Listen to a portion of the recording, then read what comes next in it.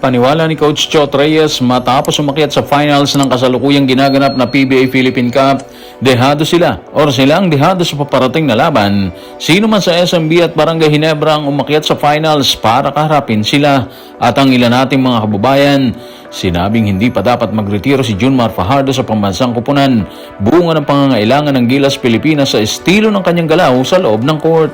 Ayon pa sa kanila, dapat munang maisali nito ang kaalaman sa mga maiiwan niya sa team. Tutukan po natin ang lahat ng yan. Pero bago yan, paki-subscribe, like and share na lang muna para pareho tayong updated. Matapos biguin ang Meralco sa Game 5 ng kanilang Best of 7 series para tuluyang pasukin ang finals ng kasalukuyang ginaganap na PBA Philippine Cup, inihayag ni Coach Chot Reyes ang lagay ng kanyang TNT Tropang 5G sa pagpasok nila sa Best of 7 finals. Ayon sa kanya, sila ang underdog sa nasabing bakbakan. Narito ang kanyang paglalahad. Tutukan natin si Coach Chot sa report ni Paige Javier ng ABS-CBN News. Malaking adjustment sa isip to kasi sa totoo lang, pagpasok namin sa serye na to, kami pa yung medyo paborito. Pero sa susunod, San Miguel man o Ginebra, kami na yung underdog kasi mas malalaki talaga sila. Underdog grabe naman. Naunang pumasok sa finals tapos sa underdog. Meron bang ganon? Humble lang si Coach Chot Reyes mga ka-playoffs. Pero sa totoo lang powerhouse din ang TNT Tropang 5G. Ang titigas ng players niya dyan at patunay ng maaga nilang pagpasok sa finals kalaban ng Meralco dito sa semis, di ba? Kinana agad nila sa Game 5 pa lang ang finals Ibig sabihin, ganun sila kabigat bilang isang team. Yung mga key players niya, nagtrabaho talaga ng mabuti para makauna sila sa minimiting finale ng bawat kupunan. At sa kabutihang palad, ibinigay ng mga players ang lahat para mas paiksiin ang serye. Hindi katulad ng SMB at Barangay Ginebra. May natitira pa silang dalawang bakbakan para mahusgahan kung sino talaga yung mananaig sa kanilang dalawa at harapin ang TNT Tropang 5G sa finals. Sa size na binabanggit ni Coach Chot, andyan naman si Poy Aram, si BGR, and of course si Kelly Williams. Matitigas din sila bilang defender at nakita na natin last year yan habang kalaban nila ang SMB sa Philippine Cup na pinagwagian ng SMB, di ba? Kahit paano, nahirapan muna ang SMB bago nila nahawakan ng trophy ng Philippine Cup dahil sa matikas na presensya ng mga big man ng grupo ni Coach Chot Reyes. Nagka-injury pa nun si Poy Aram, di ba? Pero nahirapan pa rin ang SMB. So kahit paano, may laban ng TNT. Sino man ang makaharap ng grupo sa finals? SMB man sila or yung Barangay Ginebra? Okay, sige. Aminin na natin na medyo kulang sila dahil kay Pugoy. Pero andyan ang matulis na kamay ni Jordan Heading. Andyan din si Ray ng Batak para pamunuan ang pagkamada ng TNT Tropang 5G. Kaya tingin natin dito mga ka-playoffs, magandang series ulit ang makikita natin sino man ang makaharap ng TNT sa finals. Sigurado tayo na ibibigay nila ang lahat para simulan ulit ang kanilang kampanya sa pagkuha ng Grand Slam ngayong taon.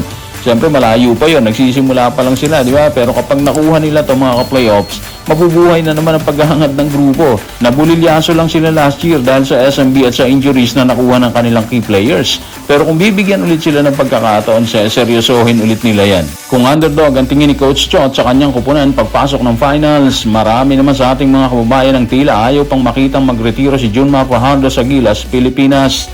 Paniwala nila, kailangan pa ng kupunan ng physicality, gulang at karanasan ito sa bakbakan na wala sa ilan nating national players. Narito ang kanilang paglalahad. Tutukan natin si Anonymous sa comment section ng playoffs sa Playoffs YouTube channel. Sa ngayon, wag muna magretiro si Junmar. Iba kasi yung physicality, experience, gulang na naibibigay niya sa laro. Mabagal nga lang kasi hindi fast pacing ang laro sa PBA, puro setup. Bukod sa wala siyang kalaban na kasi laki niya. Now, help defense ang need niya. At siguro dapat maituro, maisalin yung kaalaman niya sa maiiwan niya. May point naman si Anonymous doon, di ba? Iba kasi yung galaw ni Junmar Fajardo sa ilalim Siyempre, aminin din natin na minsan hindi talaga effective yung galaw niya sa ilalim. Natatabunan din siya ng matitigas na players na kalaban, lalo na yung laban ng Australia, di ba?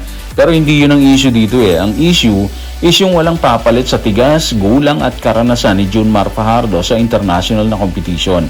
Katulad ng sinabi natin, minsan bagsak din naman siya.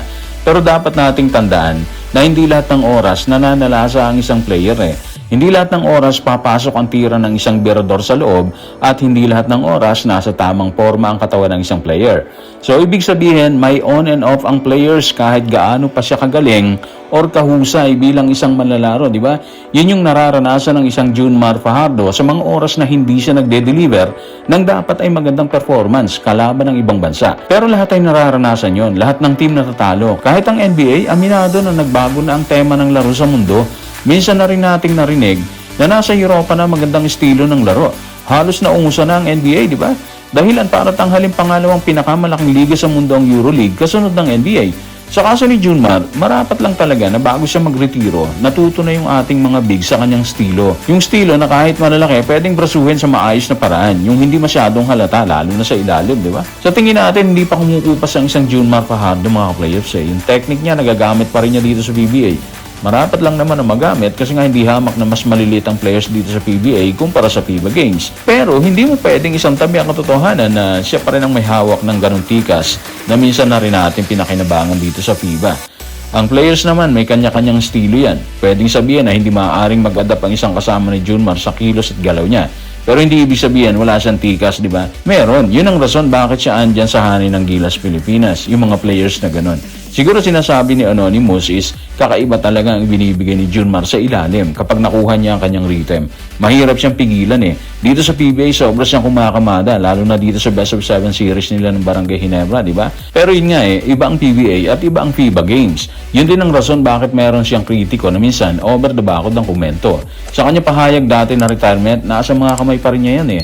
Tingin ko naman hindi siya pepersahin ni coach team na mag-resign para bigyan daan ng ilang players na posibleng makabilang sa hanay. Alam kasi ni coach team na kaya pa ni Junmar. Alam niya na malaki pa may tutulong nito sa Gilas sa mga oras na sasabak sila sa competition. Anyway, kahit saan tayo dalahin ng argumento, nananatiling tama si Anonymous. Dapat maisali ni Junmar ang kaalaman niya sa kabataang player para kung oras na talaga para isabit niya ang jersey ng Gilas, piliin niyang mamahinga na muna sa pambansang koponan, maiiwan niya ng maayos ang grupo. Para kahit paano, may bala yung mga bigs natin na katulad ng bala na ginagamit niya sa dikdikang laban lalo na sa ilalim. Yung gulang, yung tigas na minsan ay nagbigay ng panalo sa pambansang koponan kasama ang buong team at players. So guys, maraming salamat.